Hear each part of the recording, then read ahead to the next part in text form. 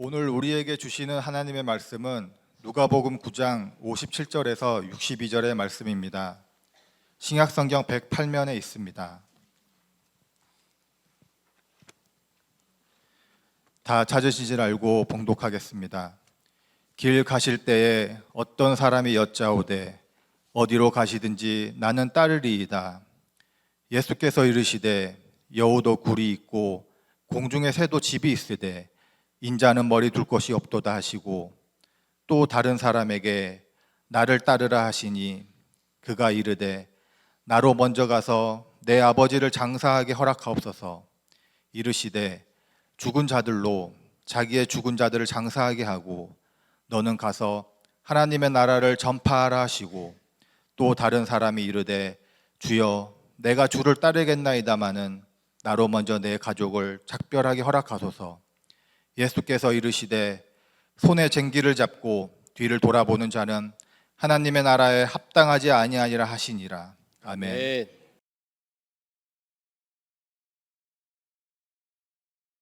헤르만 셰익스피어의 걸작 햄릿에 보게 되어지면 아주 유명한 주인공의 대사가 나옵니다. 여러분 다 아시는 대사입니다만은 죽느냐 사느냐 이것이 문제로다.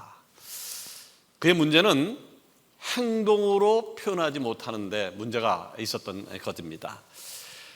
햄릿처럼 이렇게 확실한 선택을 하지 못하고 이것이냐 저것이냐 머뭇머뭇하고 망설이다가 결국은 실패하게 되어지는 현대인의 증상을 가리켜서 햄릿 증후군이라고 이야기를 합니다.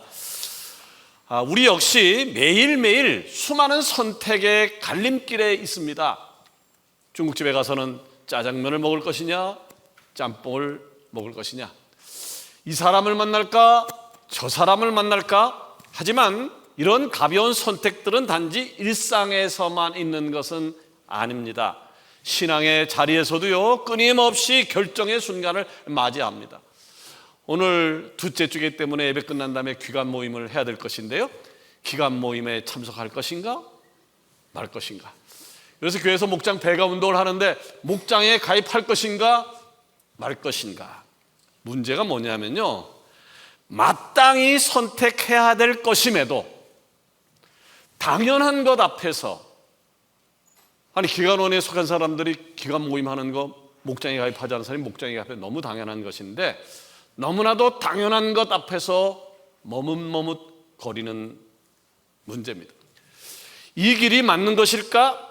아니, 지금은 아닐지도 몰라. 이렇게 망설이고 주저하는 마음 상태를 저는 영적 햄릿 증후군이라고 부르려고 합니다.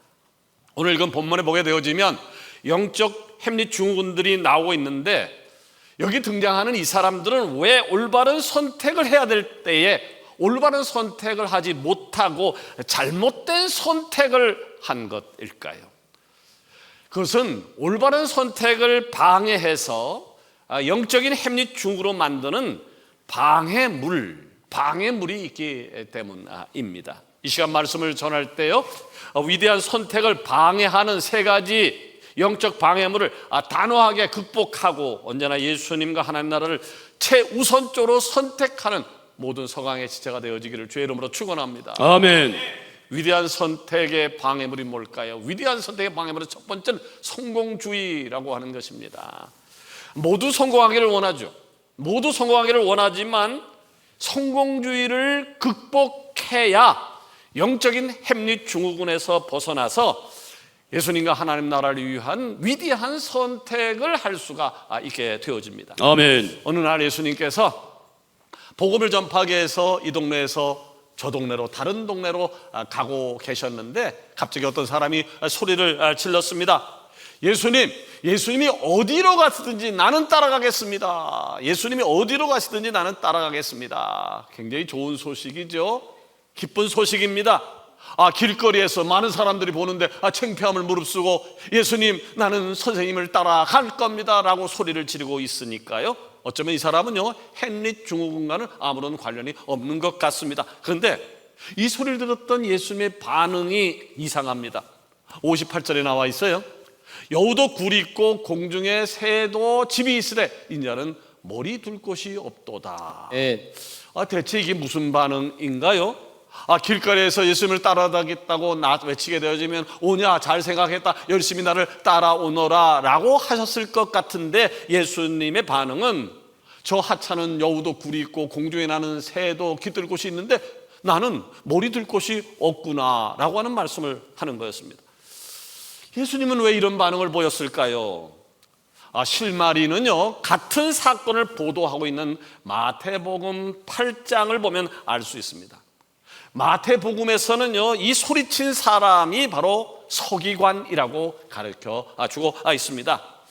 서기관을 여러분 잘 아시잖아요. 서기관은 바리새인, 사두개인 이런 사람처럼 예수님의 적대자였어요. 예수님을 적대시했던 사람인데 도대체 무슨 생각으로 이 사람이 나서서 선생님 내가 주님을 어디를 가든지 따라가겠습니다 라고 외친 것일까요?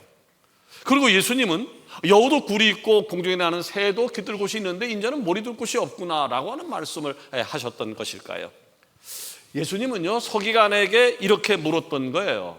서기관아, 너 나를 따른다는 것이 어떤 건지 아니? 나를 따른다라고 하는 것은 부와 명예와 권력을 얻는 것이 아니야.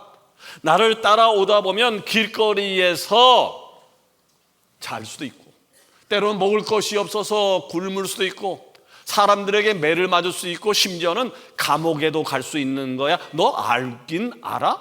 그 알고 나를 따라온다는 거야? 라고 물은 겁니다.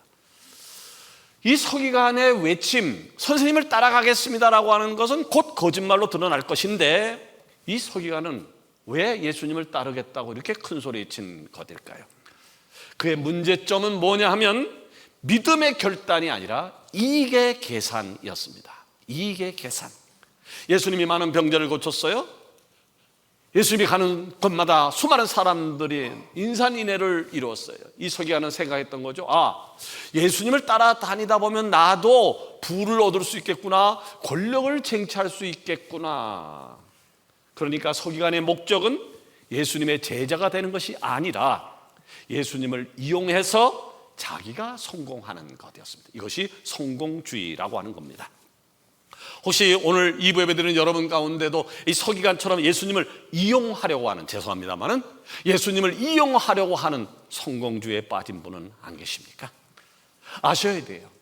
예수님을 팔아서 뭔가 내 이익을 챙기려는 이러한 얄팍한 성공주의로는 예수님을 받아들일 수도 없고, 그리고 예수님의 참된 제자가 될 수 없습니다. 원하건대 성공주의 유혹을 버리고 어린아이처럼 순수한 마음으로 예수님을 따라가는 위대한 선택을 하는 서강의 지체가 되어지기를 원합니다. 아멘. 두 번째로 위대한 선택을 방해하는 또 다른 강력한 유혹이 있는데, 그것은 바로 현세주의라고 하는 겁니다. 현세주의는 제가 설명 안 해도 잘 아시잖아요. 눈에 보이는 세상, 내 눈에 보이는 세상이 전부라고 생각하는 거예요. 그런 사람이 천국을 인정하겠습니까?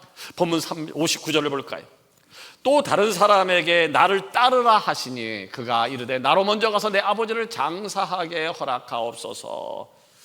자, 똑같은 장면을 마태복음에서도 보도를 하고 있는데요, 마태복음에 보면 이 사람은 제자라고 했습니다.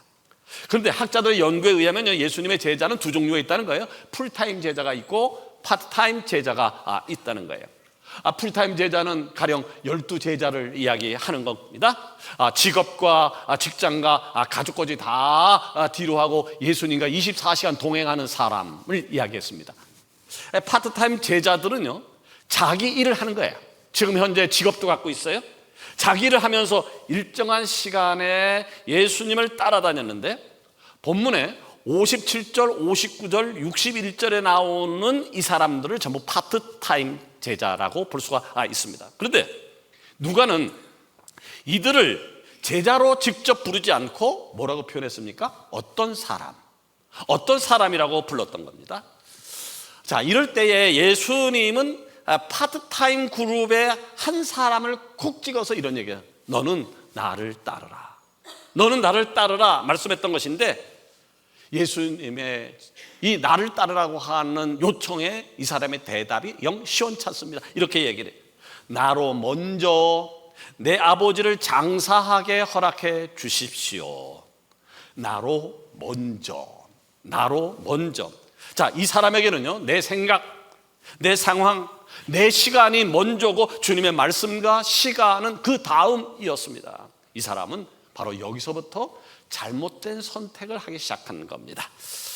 여러분 가운데도 혹시 주님의 말씀과 시간이 먼저가 아니라 내 생각, 내 상황, 내 시간을 먼저 내세우고 있지는 않으십니까?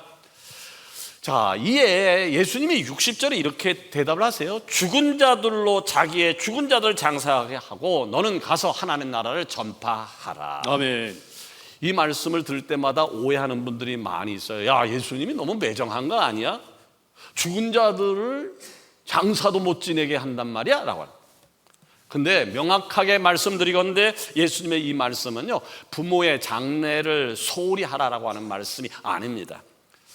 그 당시 유대 사회를 좀 이해하면 좋겠는데요, 그 당시 유대 사회에서는요, 장례 절차가 우리처럼 간단하지 않았습니다. 매우 길었고 그리고 아주 복잡했습니다. 일반적으로 사람이 죽으면 매장을 하잖아요. 매장을 하고 1년이 지나요. 1년 뒤에 무덤을 열어서 뼈를 모으는 두 번째 장례까지 치르는 것이 일반적이었습니다. 그래서 이 사람이 선생님, 내가 아버지를 장사하게 한 다음에 주님을 따르게 해주십시오 라고 말한 것은 그의 아버지가 이미 돌아가셔서 당장 장례를 치러야 하는 상황이 아니라 아버지가 아직 살아계시는데 돌아가시면 장례를 다 마치고 1년 후쯤 주님을 따라가겠습니다 라고 하는 답이었습니다. 그러니까 이 사람이 이야기한 즉 지금은 때가 아니라는 거예요. 지금은 때가 아니라는 핑계, 하나님 나라보다는 자신의 상황을 먼저 둔 변명이었던 것이죠. 예수님은 그런 그에게 이렇게 말씀하세요. 너 똑바로 알아야 돼. 지금도 영적으로 죽은 자들이 세상의 일들을 하고 있는 건 모르니? 세상 일은 누가 하는 거냐? 영적으로 죽은 자들이 하는 거야. 그러니 너는 그 사람들과 다르게 다른 생명의 복음을 전하는 일을 할 수 없겠니? 다시 말해서 예수님은 부모의 장례를 무시하라는 것이 아니야. 삶의 우선순위를 똑바로 하라. 아멘. 기억하십시오. 믿음의 길에는요, 나중에라고 하는 게 없습니다. 우리 애 다 키운 다음에 어떤 일이 결정되어진 다음에 10년 후에 안정된 다음에 20년 후에 믿음의 길에는요, 나중에라고 하는 것이 없습니다. 그러면 종로에 가면요, 종묘라고 하는 것이 있습니다. 이것은 조선시대 역대 왕과 그리고 왕비의 신의를 모셔놓은 사당인데 여기서 지내는 국가 제사를 종묘제례라고 이야기를 합니다. 태제비전에서 이 광경을 많이 보셨을 거라고 생각됩니다만은 이 예식을 보게 되면 많은 사람들이 그냥 예복이 아주 정제된 예복을 입고 아주 엄숙하게 제사를 올립니다. 또 그 제사는요, 종묘제례악이라고 하는 웅장한 음악과 더불어 아름다운 춤이 함께 어울러집니다. 자, 이 제사를 보게 되어지면 이야,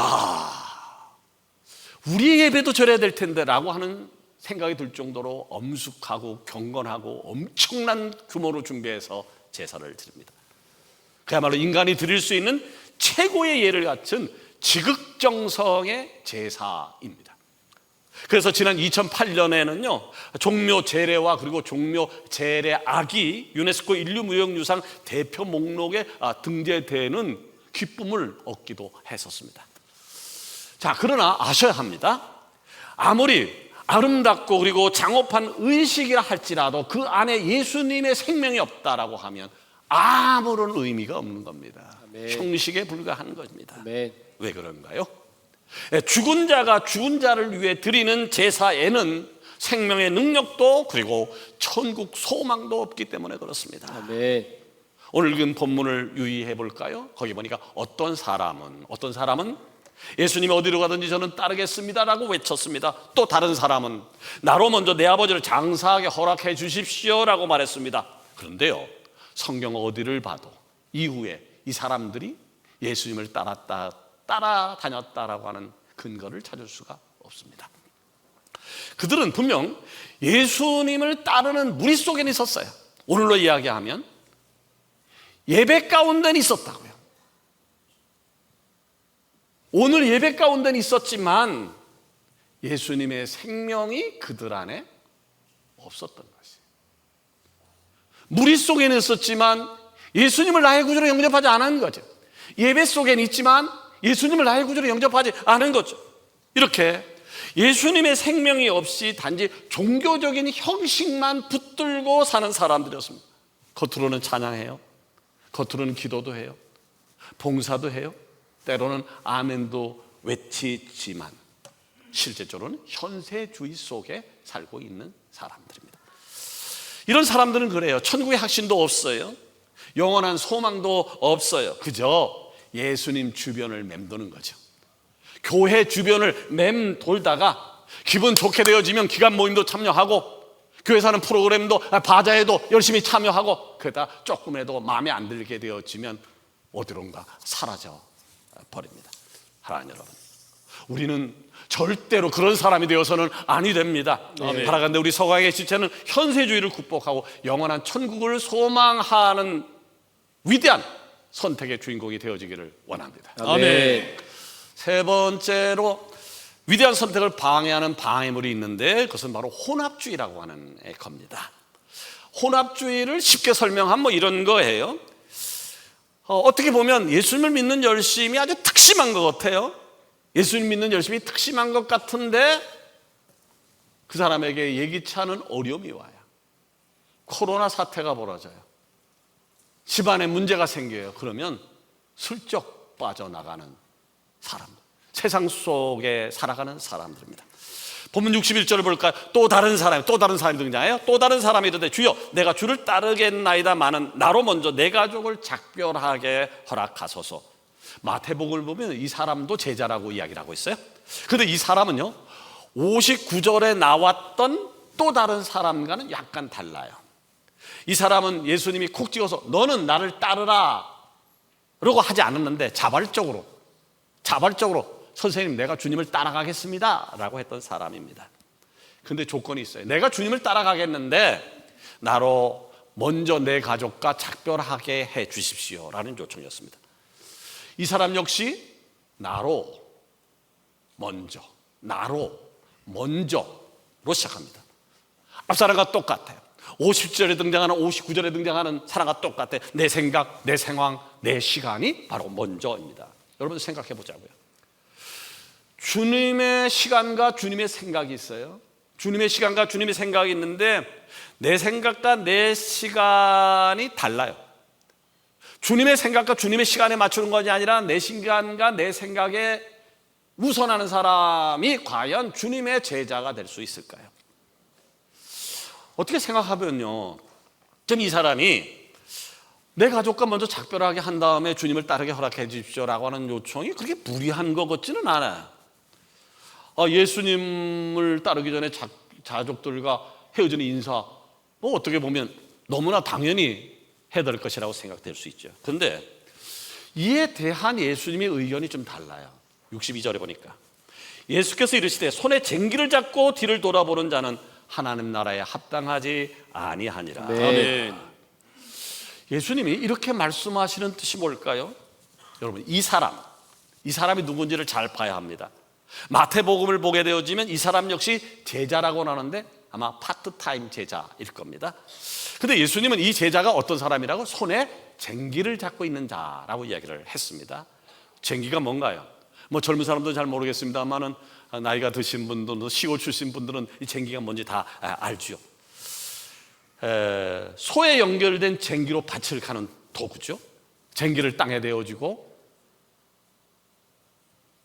주인이 채찍을 타면서 으리야 하게 되어지면 소가 앞으로 가면서 쟁기가 밭을 맵니다. 그러니까 쟁기를 잡고 있다라고 하는 것은 이 사람이 지금 일꾼이다라고 하는 것을 표시해주고 있는 겁니다. 그런데 한참 소를 몰고 가는 쟁기질을 하는 일꾼이 앞을 봐야 되는데 앞을 보지 아니하고 옆을 보고 뒤를 본다라고 하면 밭이 제대로 갈리겠습니까?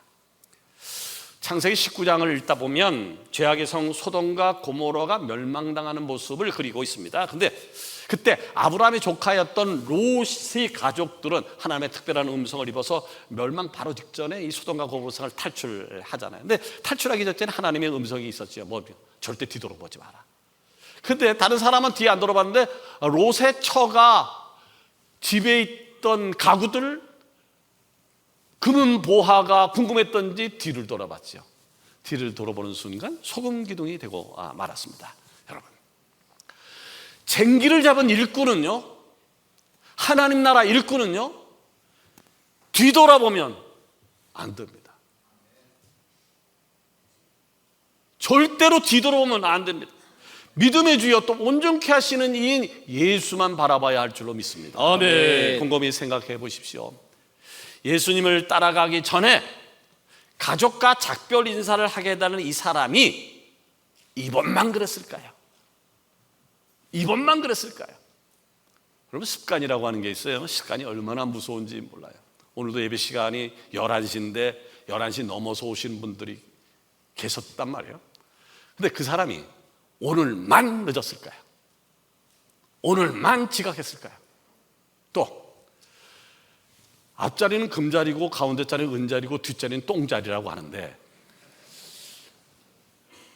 그럼 뮤지컬 보든지 연극을 봐도요, 앞자리는 VIP석이라고 그래요. 그 다음은 로얄석이고 그 다음은 일반석이에요. 어느 자리가 비싼 줄 아세요? VIP석이 20만 원이라면 저 S석은 5만 원이면 봐요. 앞자리가 VIP석, 로얄석 비싸요. 지금 예배는 하나님을 만나는 곳인데 왔는데 앞자리가 꽉 차서 할 수 없이 뒤에 앉는 건 어쩔 수 없지만 예배 30분 전에 와도 뒤에 앉는 사람은 뒤에 앉아요. 똥자리인지도 모르고 S석인지도 모르고. 왜? 그 자리가 좋은 거예요. 이게 습관이라고 이야기를 해요. 지금 이 사람이 가족과 작별하게 해주십시오라고 하는 얘기를 오늘만 했을까요? 아마 이 사람은 다음엔 이럴 거예요. 예수님, 이번에 아들이 장가 갑니다. 장가 보낸 다음에 주님을 따를게요. 그 다음에는 예수님, 이번에 어머니가 칠순인데 칠순잔치 해드리고 정리한 다음에 주님을 따를게요. 그 다음엔 어떻게 될까요? 그 다음엔 어떻게 될까요? 또 그 다음에는 한 발은 교회에 한 발은 세상에, 양다리 신앙, 이것을 혼합주의라고 얘기를 하는 겁니다. 목회를 하다 보면 이런 분들 참 많이 만나죠. 목사님 사업이 한참 자리 잡고 있는데 이 사업만 잘 되어지면 내가 열심을 내어서 목사님을 돕겠습니다. 교회를 할 겁니다. 사업이 잘 돼요? 사업 잘 되는데 교회를 하셔야죠. 목사님 요새 건강이 좀 안 좋아서요. 건강만 회복되어 접세요. 신방이 뭐고 다 따다겠습니다. 내가 열심히 할게요. 건강 회복됐어요? 그러면 사람 또 이렇게 얘기해야죠. 목사님, 이번에 가게를 하나 새로 했는데 이 가게가 자리 잡으면 내가 열심히 일을 돕겠습니다. 우리는 갈멜산에서 홀로 우상 숭배자를 싸워서 이겼던 엘리야의 승리를 기억하고 있습니다. 당시 하나님의 선민이라고 하는 이스라엘 백성들은 양들이 신앙을 갖고 있었죠. 혼합주의 신앙에 빠져서 호흡되고 있었습니다. 안식에 저들은 제사 드렸어요. 안식일은 제사 드렸어요. 평일날은 바알과 아세라 신상에게 절을 했습니다. 그때 엘리야가 이렇게 양다리 백성들을 모아놓고 열왕기상 18장 21절에 이렇게 외쳐요. 너희가 어느 때까지 둘 사이에서 머뭇머뭇하려느냐, 머뭇머뭇하려느냐. 여호와가 만약 하나님이면 그를 따르고 바알이 만약 하나님이면 그를 따를지니라. 여러분, 하나님이냐 우상이냐, 교회냐 세상이냐, 갈팡질팡 머뭇거리는 것을 영적 햄릿 증후군이라고 부르는 겁니다. 예수님을 사랑해요, 예수님을 따라가겠습니다 라고 입으로는 외치면서 일상 속에서는 세상 속에 빠져 있는 모습입니다. 기억하십시오. 일꾼이요, 쟁기를 잡고 뒤를 돌아보면 실패합니다. 근데 자기만 실패하는 것이 아니라 그 사람의 실패 때문에 옆에 머무르는 사람이 다 실패합니다. 목자가 뒤를 돌아보면, 목자가 열심히 하지 않으면, 리더가 열심히 하지 않으면 집에 가장 열심히 하지 않으면 그 사람만 죽는 것이 아니라 죄 없는 목원들이 죽고요, 기관원들이 죽고요, 옆에 같이 있던 사람들이 같이 힘들어지는 겁니다. 양다리 신앙, 혼합주의를 극복해서 온전한 하나님 나라를 위한 위대한 선택을 하는 우리 서가 지체가 되기를 원합니다. 아멘. 이 말씀을 맺으려고 합니다. 여러분, 오늘 우리도 충분히요 영적 햄릿 증후군에 빠질 가능성이 다분히 있습니다. 신앙의 결단해야죠. 신앙의 결단 앞에서 여전히 일만 끝나기만 하면 그때 하겠다는 핑계 대지 마십시오. 이 일만 끝나면 주께서 말씀하세요. 너는 가서 하나님 나라를 전파하라. 아멘. 주님의 명령 앞에 머뭇머뭇거리지 마십시오. 아멘. 결단은 바로 믿음의 시작이고 그 결단이 위대한 선택을 만들 수 있는 겁니다. 아멘. 오늘 시간 영적 행립 증후군을 단호하게 벗어던지고 즉시 순종하는 믿음의 사람으로서 우뚝 서는 여러분 되어지기를 예수님 이름으로 축원합니다. 아멘. 기도합시다.